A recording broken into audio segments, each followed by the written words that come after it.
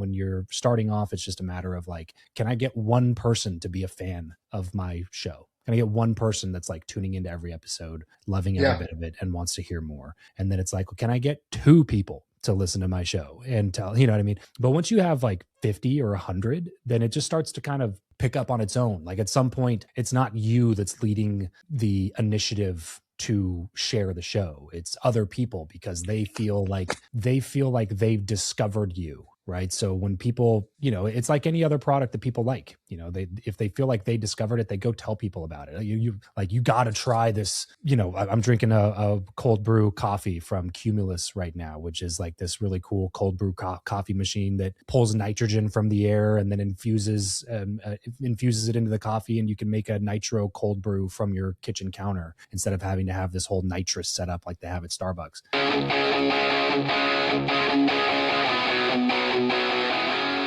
This episode is brought to you by 10X Nerds. If you're a business owner doing real revenue, there's a good chance you're overpaying in areas you haven't even looked at. Things like credit card processing, insurance, telecom, and more.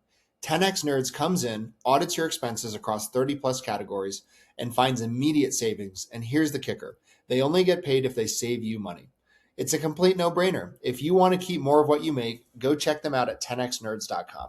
This episode is brought to you by Rakowski Law Firm. If you're a business owner or have built a level of wealth, but you don't have your estate plan dialed in, you're exposed. Rakowski Law Firm helps families and business owners protect their assets, avoid probate, and make sure everything transfers exactly how it should. This isn't just paperwork, it's a real strategy to protect your legacy. If you haven't looked at your plan in a while or don't have one, go to rakowskilawfirm.com.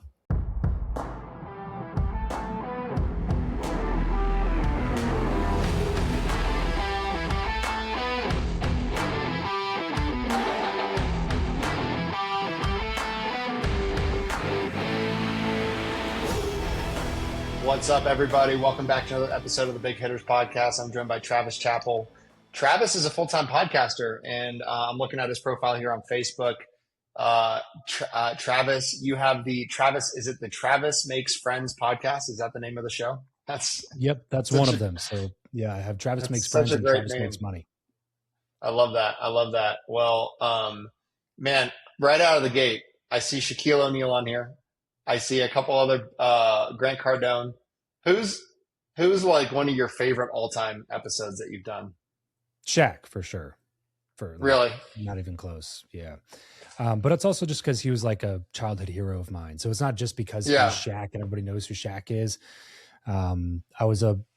Basketball was my sport growing up, and I grew up in LA County. I was a big Lakers fan, watched the Shaq and Kobe Lakers my entire childhood.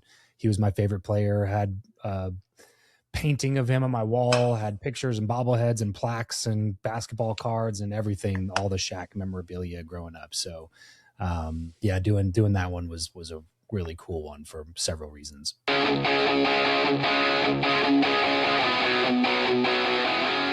This episode is brought to you by my friend Silas Lagoy over at Forgemark Wealth. If you're a high-income business owner or professional and feel like you're getting crushed by taxes, you're not alone. And more importantly, you're not stuck. Forgemark Wealth specializes in advanced legal tax strategies and wealth planning designed to help you keep more of what you make, grow it efficiently, and actually build long-term freedom, not just income. If you're making serious money but don't have a real strategy behind it yet, I highly recommend connecting with Silas and his team. What's up, everybody? This episode is sponsored by ExitWise. If you're a business owner thinking about selling your company, whether that's now or years down the road, you need to know what your business is actually worth and how to maximize that exit. That's exactly what ExitWise does. They help you prepare, position, and ultimately sell your business by assembling a world-class team of M&A experts around you, guiding you from valuation all the way through closing. If you want to know what your business is really worth and how to increase that number before you sell, go check out exitwise.com and get ahead of it. I love that. Tell us, like, what's the goal of the podcast? Is it just to get, interviews with amazing people? Is there some sort of monetization behind it? Is it just that you're super ADD like me and you just like conversations? Like, what's the goal behind all of it? Yeah, I have Travis Makes Money, which is my business show. That's where I make all my money, ironically, being called Travis Makes Money. Travis Makes Friends is more like if I could wave a magic wand, I would make my money doing that show. It's just that it's much more difficult to do it in a broad category that's not super niche and that we only release once a week on instead of every day. So that one's more just like me exploring my curiosity and having fun talking to interesting people who are doing cool stuff. So it's sort of a separation of the two of them. Okay, so Travis Makes Money. What is like, how do you make money off of that show? I'm curious. All sponsorship revenue. I mean, mainly sponsorship revenue. We do some podcast coaching, podcast consulting. We have a few clients for our guest booking agency that we do. So we have like a couple of different random offshoots, but majority of revenue comes from sponsors.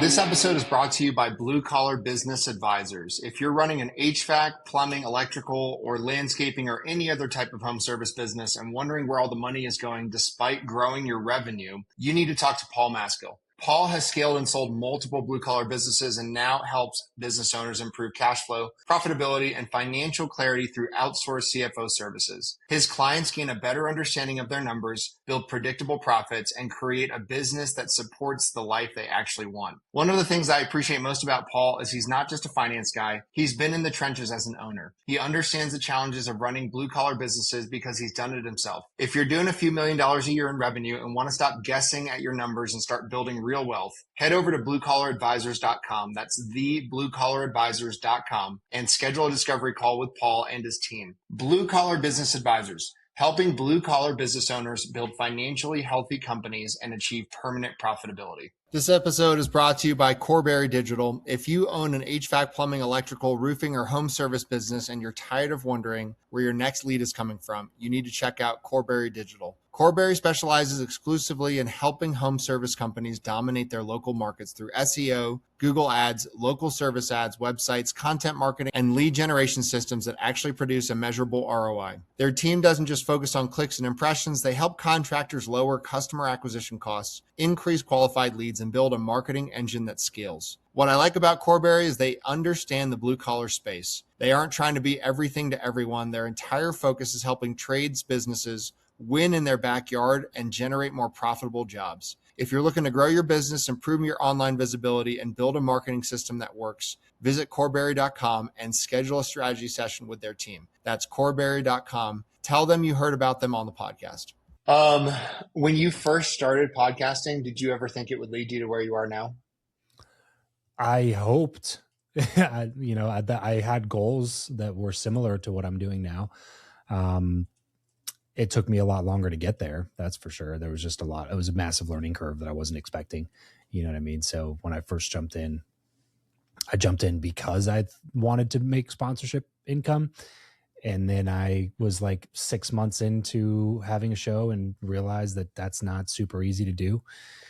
So I started 6, 7 different businesses over the course of the last 8 or 9 years, kind of all branching off of the back end of the podcast. And then like a year ago, I was like, I sort of realized that I had lost the plot. And I was like, I've been putting all this effort into all these other businesses and my podcast has been running this whole time. And then I kind of looked up and realized that it made like, I don't know what it was. It was like $3,500 or something like that in sponsorship revenue one month. And I was like, I'm not really even trying for that at all right now. So what would happen if I just like stopped focusing on all the other things that I'm doing and I just got dialed in and focused on the sponsorship revenue exclusively and just creating more content, better content, advertising the show and getting more sponsors. So we sort of ran that experiment over the course of 2024 and it just sort of like picked up and picked up and picked up. And then when we looked back at the end of the year, it was like, oh, we made like, I don't know, I think close to $250,000 or something in sponsorship revenue last year. And then this year was like, all right, well, let's just focus on that. So now that's just been increasing sort of month over month. But I like I said, I got into podcasting wanting to do that. It just took me like 8 years to figure out that it was actually going to potentially work and then figure out a way to make sure that it happened.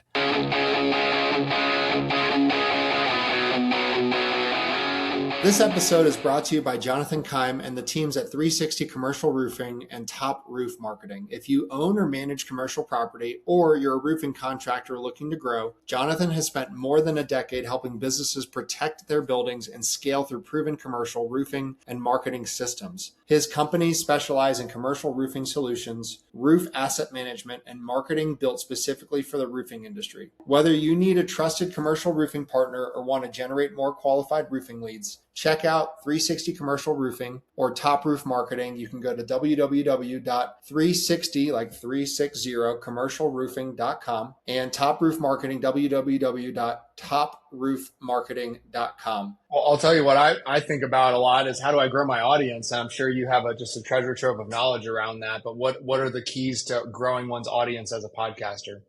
One at a time. That's the really unsexy answer. It's that it's one at a time, because so like when I first started my podcast, I had a call to action in my introduction that was join my free community. And in the pinned welcome post at the top of the group, you'll find my Calendly link.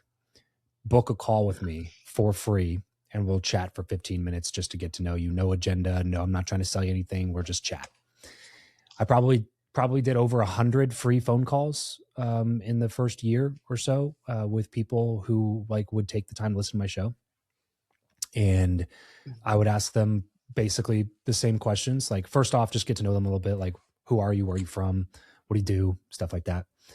And then at the end of the call, I would ask them, how'd you hear about the show? And what content do you want to see more from me? And then lastly, and probably most importantly, what's an obstacle that you're coming up against when it comes to fill in the blank with your niche? So for me, it was the show at the time was called Build Your Network. So it was all about networking and professional relationships. So it was like, when it comes to networking, what's the number one obstacle that you're coming up against? Like what are you having difficulty with?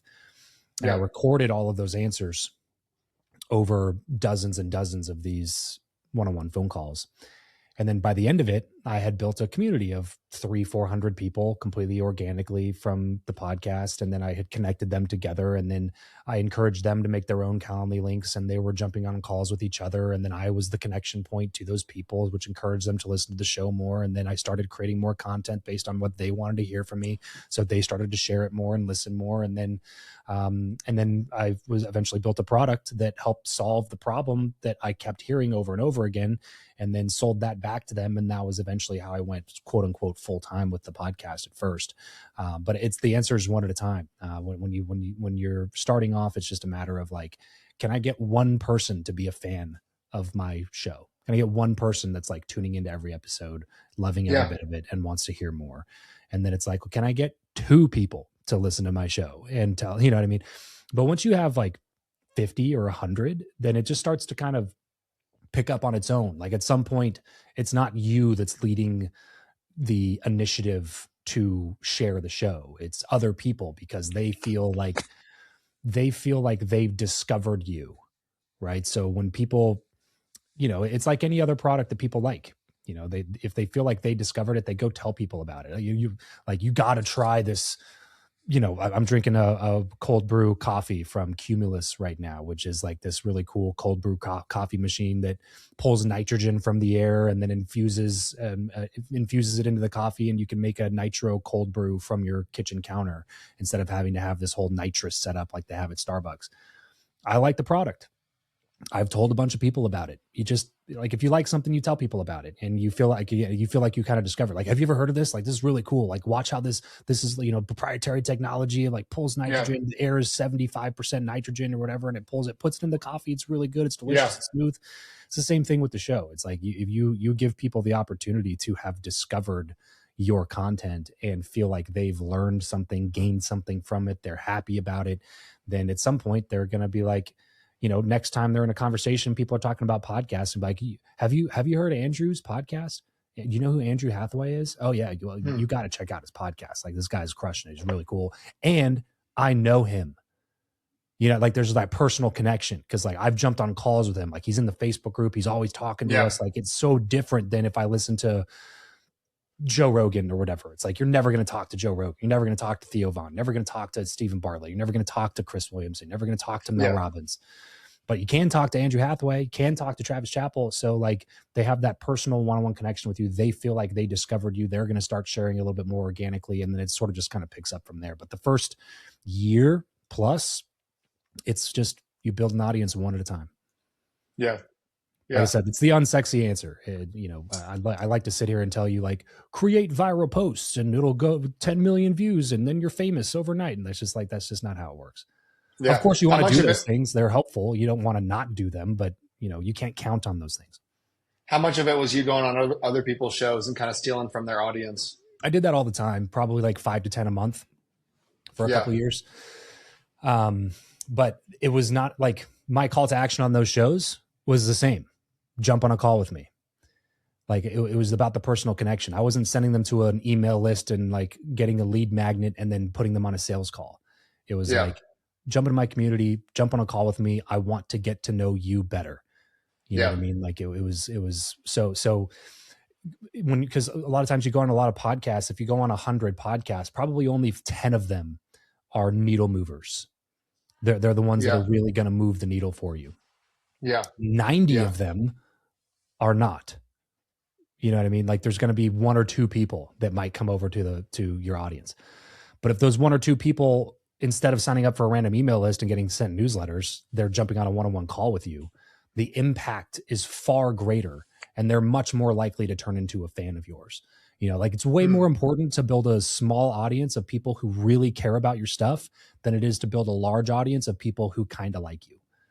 You know what I'm saying? Mm-hmm. What's the key to getting these big names on your show? Like, how does one land a Shaq or a Grant Cardone? I'm trying to see if I recognize any of these other faces in your banner here.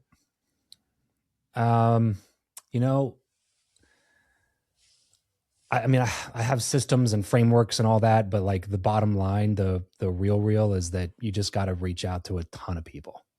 I come from a door-to-door sales background. So I was used to just banging doors, you know what I mean? And so it just kind of looked the same way for guests. It's just that what were you selling? Pest control, solar, security systems? I started in solar, then I sold alarms, and then I sold water purification. Did a stint in roofing and windows and stuff like that. Did it for like 5 or 6 years for a few different companies, recruited, trained, sold, managed, all that stuff for several years when I first got started. That probably makes sense why Facebook suggests us as friends. Those are my people, the blue collar guys. And so it makes sense. You probably have a ton of mutual connections in that space. Yeah, absolutely, man. Yeah, it's a cool space.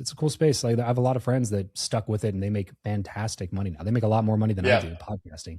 I just happen to love podcasting way more than I liked knocking on doors for a living. Yeah.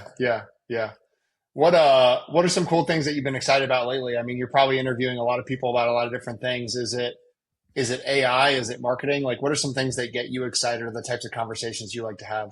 Honestly, it's the opposite of that. It's the boring stuff that I find more fascinating. AI is here to stay. It's obviously something people are talking about. And of course I use it and I'm trying to learn as much as I can about it. And I've had a few of those conversations, but I find that it ends up, excuse my language on this, but it ends up being some form of like mental masturbation at some point. Like people just, like, you know what I mean? Like they just want to keep talking about it and talking about it and talking about it. And then they never do anything with it. And they just like keep having conversations about AI. And it's like, okay, well, at some point, like you just got to go do it, play with it, use it, implement it. You know what I mean? And there's so few people who are actual experts at AI. Yep. And everybody on the freaking planet, especially the internet marketing space, claims to be an AI expert. So there's a lot of noise to wade through. That's why, like, I say no to most of those people when they pitch me for my podcast, because I'm just like, I'm not interested in talking to another marketer about AI because everybody's doing it. Everybody's talking about it. The conversation's less like that conversation, to be honest with you, bro, is like less interesting to me than like, HVAC technician who built a $5 million HVAC company, or like a plumber, or I talked to the founder of this company called HomeServe. Have you heard of HomeServe? I haven't. Tell me about it. So they insure the main water line at your house because that's not covered under your homeowner's insurance. Yeah. And so I had to deal with that. That was about 10 grand. Yeah. No big deal. Yeah. So they insure that, but that's the only thing they insure. And it's super cheap. It's like I want to say less than $100 a year. It's like $80 a year or something to insure this main water line.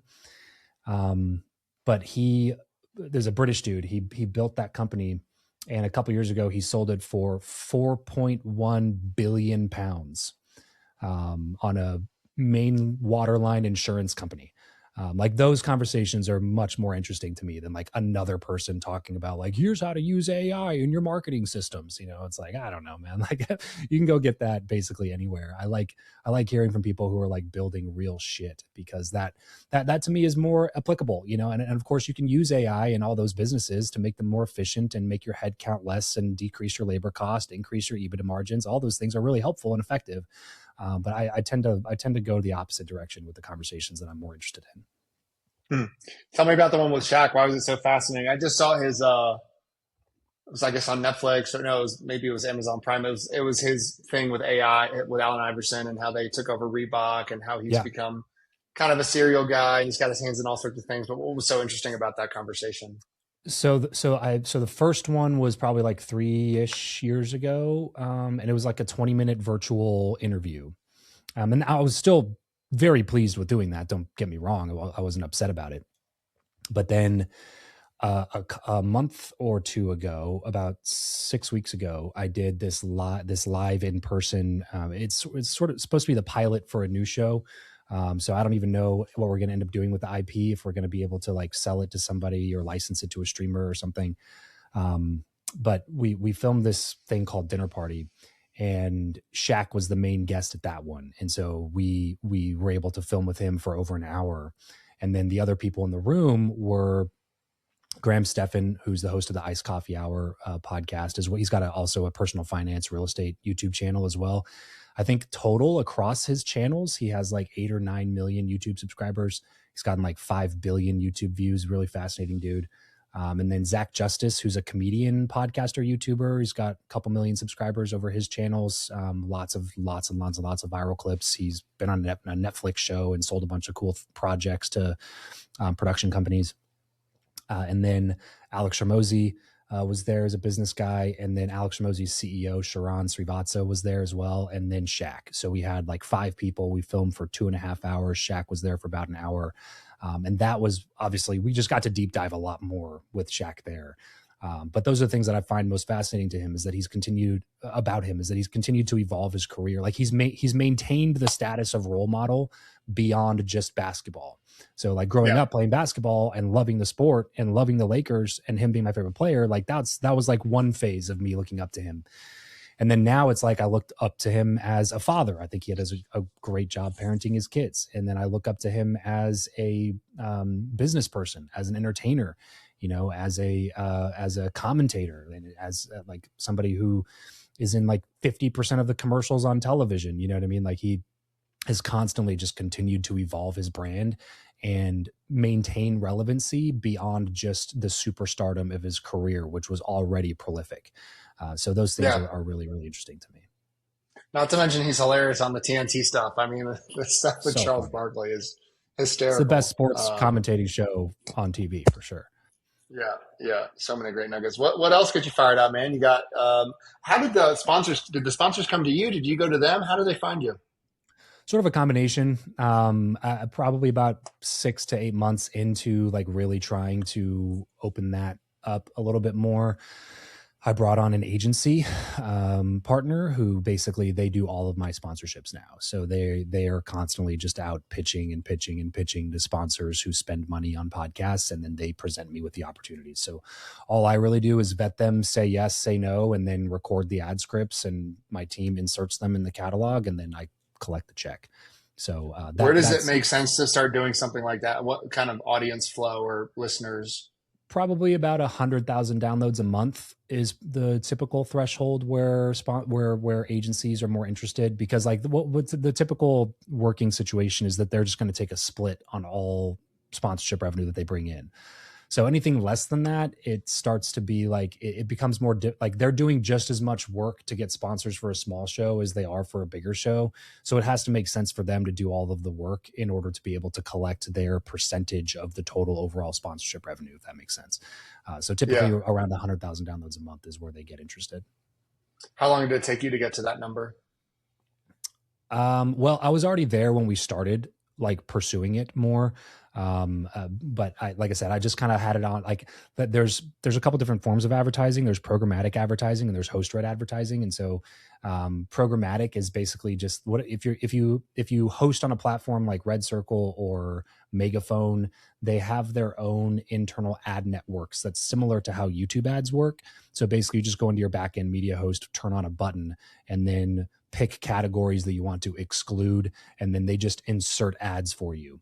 And those ads are not host read. It sounds just like a commercial, like AutoZone, here's this discount, whatever, go to AutoZone.com or whatever.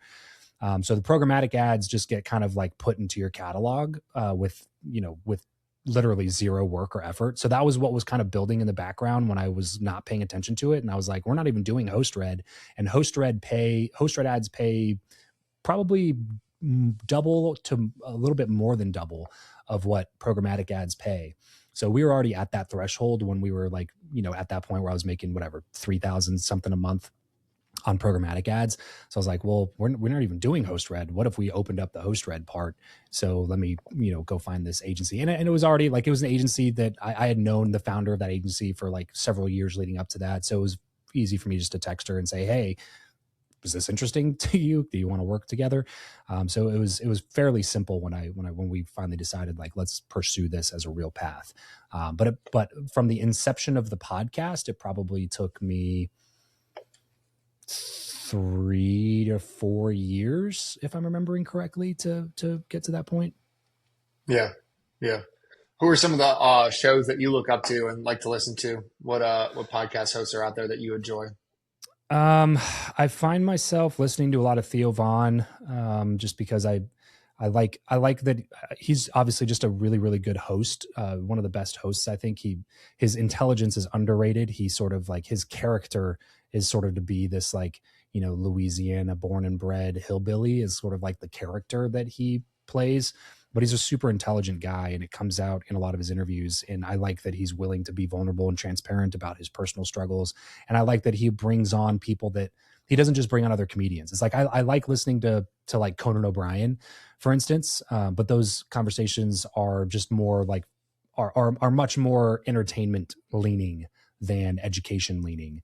And I like that Theo will bring on, like a Tony Robbins or a Mike Rowe or somebody like that and have like serious conversations on there. But then it's Theo. So he always injects some level of humor into the conversation. So I like Theo. I like Conan for like comedy, and then Theo's sort of like educations plus comedy, and then education purely. I've been liking Solved with Mark Manson. He's the author of Subtle Art of Not Giving a Fuck and Everything is Fucked. He's sold probably, I think, over 10 million copies of his books now globally. But one of my favorite self-help guys, because like one of our taglines for our show is self-help without the BS, because I think that there's a lot of performative prosperity gospel BS inside of the self-help personal development space. And you got to kind of wade through those things to find the truth. And I think Mark Manson does a really good job at doing that. So Solved is one of the podcasts that I'm listening to a lot recently. I love it. What's one thing we haven't talked about today that gets you fired up? I mean, the stereotypical, I guess, sort of boring answer is just my kids. I love that. That's one reason why I like being a full-time podcaster, man. It's like I've ran several businesses in the past, and we've done fairly decent revenue with those businesses, and had up to 12 or 13 employees at given times, and my schedule was crazy, and I was traveling all the time, and I think there's a season for that, and I'm not vilifying that at all, but it's been really cool for me the last like year and a half, where because my son just turned 7, my daughter's 5, she just finished preschool, he just finished first grade. And so it's been fun for me the last year and a half or so to like really kind of slow down a little bit, focus on creating content for the podcast, securing sponsorship revenue, doing some cool projects like the dinner party thing. But then ultimately having a good amount of free time where I can kind of control my schedule and spend a lot of time with my kids when they're in this phase of life, because I know it's not going to be here for long. Yeah, I love that. What are their ages? 7 and 5. Okay, great. You and I are right there, man. I have a 7, 5, and 3-year-old. So, Oh, really? Mine are all named after beers though. So, After beers. yeah, I know some people have the nice biblical names. So we had Stella, Foster, and I was like, well, we realized like, oh my gosh, we got to keep this going. So I was pushing Oh, it was for an Miller accident on the first two. yeah, I was pushing for Miller on the third, and we wound up going with Samuel. And Samuel, 2 to 3 is what broke me. Samuel is a walking hospital bill. He literally in 3-4 months he broke his femur, he split his lip, Broke and he split his his femur? eyebrow. His femur, dude. He snapped his leg standing on a 6-inch music box called a Tony box. I don't know if you ever had one of those. Yeah. Both the kids have them. Yeah. Yeah, he just caught it the wrong way, snapped it. And, I know adults that are still not right, breaking a femur, and he was fine. God, dude. 2-3 months later, he was good. So that's wild. That's a significant, I think that's like the hardest bone to break in the body. It's like the longest, most difficult recovery. That's wild. Yeah. Yeah. Well, man, I look up to you. Like I want to get on your level, and I'd love to stay in touch. I feel like this has been one of the things that I love about the podcast. It's like, number one, I feel like I've gotten a master's degree in like anything. Like 2 years ago, I had no idea what the heck a takeoff was for construction, and all of a sudden, I could literally give advice to a builder on what's the best project management tool. Like I've talked to so many of these guys so quickly. Yeah. Two, like it gets me meetings with people. I'm like, how else would I have gotten a meeting with like a Tommy Mello? Like that's insane that you get meetings with a Shaq, right?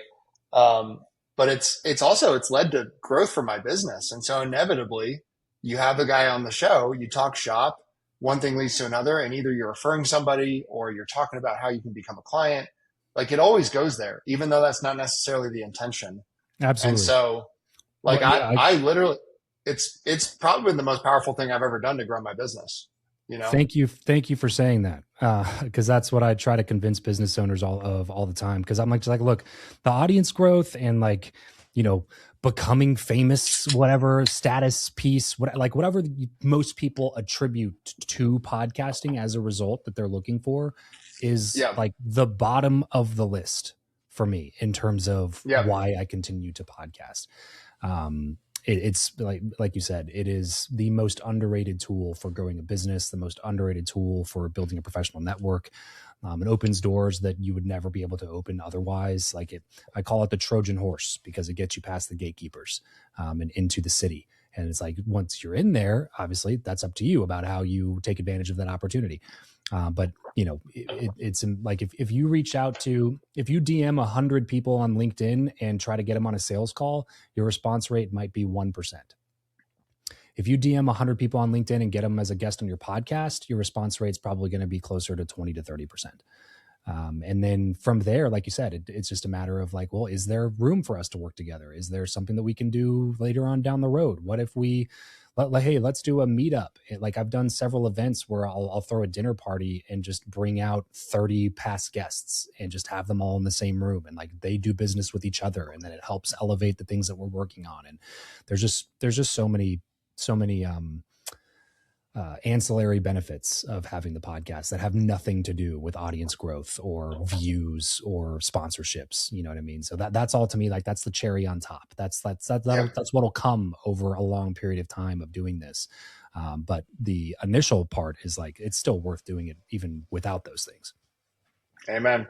Well, man, if you have any big hitters in the blue collar space, I'm all ears because those are my people, the HVAC, plumbing, electrical guys, pest control. I'm into pest control recently. Those Sweet. are my people. Yeah. Yeah. I forgot his name, but I want to say he was the founder. I want to say it was Aptive, which is one of the largest pest control companies, but he's built and sold like 3 or 4 different pest control companies in his career, totaling over $500 million in exits for himself, all in pest control. It's just like I said, those are the ones that are more fascinating to me because it's like such a low barrier to entry. You can get started with almost nothing. You can get started as a sales rep for somebody else just to learn the business and learn how to make money and learn the pitch and learn, everything about it and get paid to learn from a great organization that's crushing it. And then you can start your own thing in 3 years from now and with money in the bank, with the knowledge, with the, you know what I mean? Like those things are much more fascinating to me these days. Dude, that's my favorite home service niche is pest control because plumbing, HVAC, electrical, you need skilled tradesmen, right? You need tools. There's mechanical stuff that goes into it. Pest control, you need chemicals, and you need a guy that can talk to somebody. Yep. And you're in business, And it's those recurring. guys do. They It's recurring rip. business. The margins are good. Low So, ticket, recurring, easy sell. Like yep. when I was doing, like if you're selling something like solar, it's like you might be able to like for the top reps, they might be able to crank out something close to a deal a day, like 20, 30 a month, and their commissions are really good. So they might be making 50 to 100K a month or something like that. But pest control, man, you can knock out 8 to 10 deals a day. And I think there's something really unique about that, because in sales, a lot of it, well, almost all of it is just mental. It's the ability to overcome the volume of rejection that you will inevitably face while you do it. And so there's something really, really cool about the idea that with something like pest control, you get so many hits of momentum throughout the day or throughout the week that it can kind of keep you on track and go like, okay, well, today wasn't a great day, but I still walked away with 2. Versus something like solar or like a higher ticket service or product that's a much more difficult sale. It's like, well, you can get discouraged if you have a bad month doing that, versus like pest control, you can kind of stay in the game. And like I said, it's recurring revenue, and it's a category where private equity is always playing in. So there's a potential exit at some point because it's recurring revenue, because it's low ticket, because it's an easy service to deliver on. There's potential upsells you can do. There's this one franchise that I saw recently. Weedman, I want to say it is, but it's something like that. But it's basically like a fertilizer company. It's like a lawn care company, but it's not lawn care as in mowing lawns. It's lawn care as in they go fertilize lawns, and then pest control is an add-on to the fertilization of the lawn. So like while they're there fertilizing the yard, they also spray for pest control in that for that lawn. It was like, that's a perfect add-on service for something like that. Again, super low ticket, something a lot of people need, not a difficult sale, recurring revenue. You can crank out 20, 30 homes in one single neighborhood where the routes are really tight. The routes aren't spread apart, which increase, costs on gas and wear and tear on vehicles. Like those businesses are really cool to me. And private equity, to your point, incredibly uncreative. They are, they love home services, man. It's insane how much they're rushing in. And it's interesting. I actually office with an M&A guy, and so I kind of know what the flavor of the month is. Yeah. And for all of my contacts in PE now, it's fire safety. I don't know if you've ever thought about these types of companies, but the guys that like do the sprinklers and stuff in your buildings, like that's really hot right now with PE. Okay. And those businesses are incredibly recurring, stable, AI proof.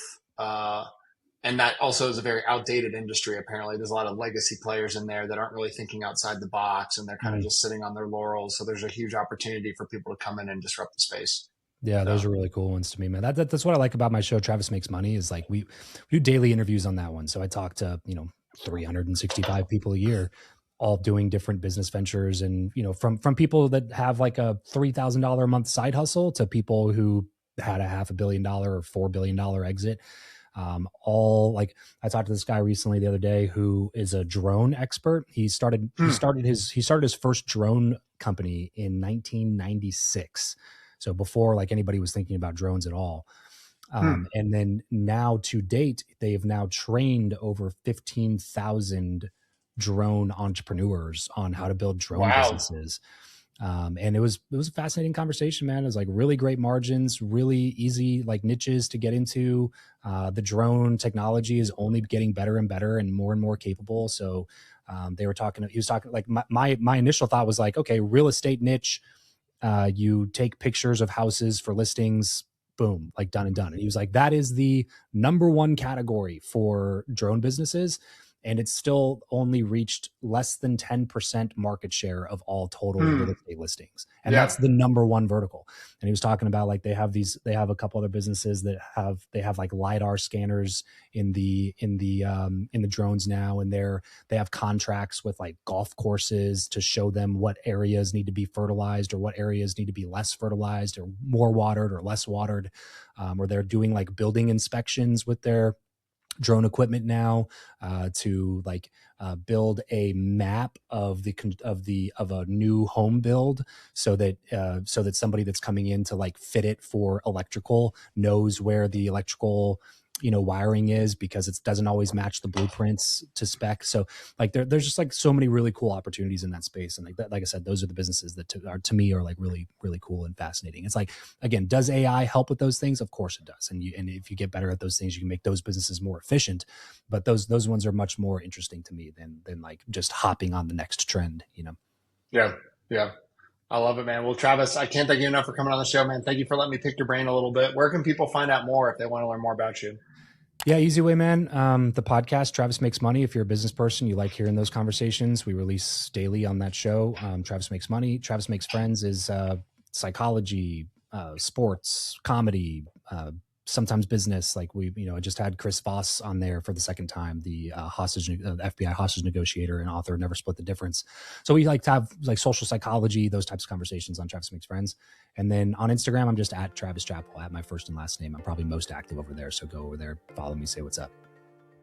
Awesome, man. Well, hey, I'd love to ride from your audience a bit. I'll post some of these clips and we can maybe collab a little bit, but I'll probably have some questions for you, man. I want to reach back out because this is a huge priority for me. I really want to grow my audience, and my mission in life is to create freedom for business owners. And so, anything I can do to like contribute to creating that type of freedom, if it's content, if it's services, I'm in. I love it, man. Well, thanks for coming on the show. Love it, dude. Appreciate the time, man. Andrew, had a great time.